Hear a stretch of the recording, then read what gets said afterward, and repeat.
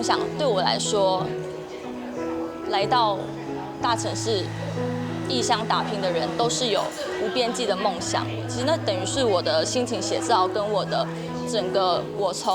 因为我家住金门，然后我大学的时候就一个人到台北来念书，然后就接着就一直工作，然后到现在。那我觉得，对于梦想，我真的是现在觉得好多东西想做，所以对我来说是无边际的。然后，但是小小这一首歌呢，比较偏向感情面，就是我是一个，其实我觉得我还算一个，就是追求一个平凡的一个女生，就是我没有要求我要过很好的生活，或我要大富大贵，或我要怎么样多轰轰烈烈啊那种的爱情，但是我就只有一个小小的愿望，就是说我们可以好好的过日子。其实我觉得现在就是我为什么其实要现在追梦，就是因为我当初在做模特儿的时候，其实我是因为没自信才去做模特儿，因为我以前从小到大都是画画的，因为我的个性比较偏没自信，比较内向一点，然后我对我的作品也非常要求，那时候也有一点点倦怠了，然后有一点挫折，然后有一点没自信，然后同学就刚好那时候我有一个同学想当演员，想当模特儿，然后他就叫我跟他陪他去试镜，然后外拍什么的。我第一次去试镜，刚好那一次是空军演习还是什么演习的，然后我不知道，然后我就出门了。casting 跟我说今天没有半个人来，只有我一个人来。我一次试了两只就上了，因为没有人来，只有我一个。然后我就很开心第一次试镜就2个都上，然后觉得好有希望哦。然后结果没想到后来的一整年，我每个月大概跑了10几20个试镜哦，我一年跑超过上百个试镜，没有一个上。我真的一年没有试到半支过然后后来我就会想说，我就把它当经验当学习，然后后来就慢慢讲比较顺了，比较敢在镜头面前表演了，然后呢就开始后来的几年就比较顺利，都一直稳定在接广告。那时候刚好8点有个空缺，他就请那个经纪人来找我，直接让我试戏。一试他们就说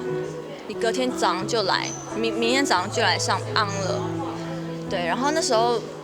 整个最痛苦的时期就是那前半年，那时候我真的压力大到完全的暴瘦到38公斤，然后皮包骨很可怕，那照片拍起来真的就是白骨精，然后生理失调、荷尔蒙失调，到处都长大痘痘，然后是长到连这边都长，身体都长大痘痘，然后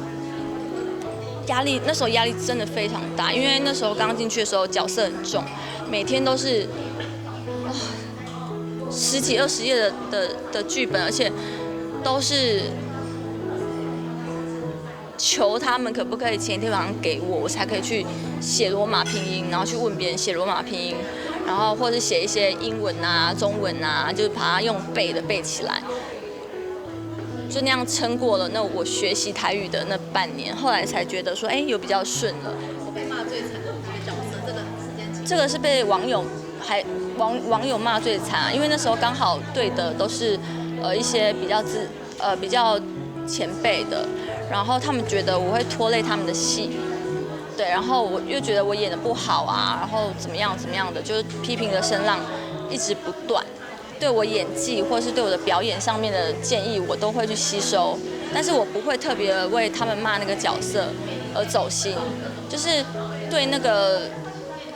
角色的批评，我会分得很清楚，对，所以我觉得如果是对我来说有建设性的一些建议呀，或是一些指教，我都会看进去，我都会尽量去调整。然后就那样撑过去，撑到后来大家看到我的努力了。本来是我不管怎么样都被骂，我觉得这场戏也没有特别演得不好，还是会被骂。那后来大家真的看到我慢慢进步，后来突然之间整个网友的风向大转，就会一直称赞我说我真的进步很多，我真的有演到让他们感动，然后我真的就是很努力，大家都看得到，所以大家就开始鼓励我。对，然后我后来就是连导播，然后导演、前辈，然后长官都会一直来称赞我，跟我加油说你撑过来了。